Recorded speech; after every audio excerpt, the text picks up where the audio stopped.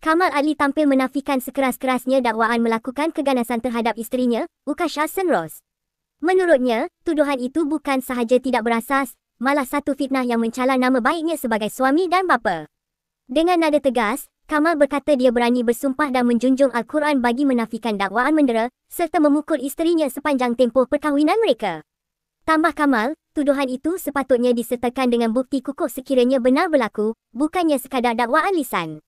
Kenapa baru sekarang nak cerita semua ini? Ada bukti apa? Laporan perubatan ke? Laporan polis ke? Atau video menunjukkan saya pukul dia? Tolong, saya tak tumbuk dia. Ini satu fitnah. Silakan, katanya lagi. Meskipun tengah berdepan tekanan dan diaibkan di khalayak, pelakon bahagia yang tertangguh itu mengakui masih berpegang pada prinsip untuk mempertahankan rumah tangga yang dibina atas dasar cinta. Malah, dia memilih untuk menyimpan banyak perkara berkaitan perkahwinannya daripada dikongsi kepada umum. Menurut Kamal, dia hanya melalui proses yang ditetapkan dan bersedia menerima apa jua keputusan sekiranya tiada jalan penyelesaian.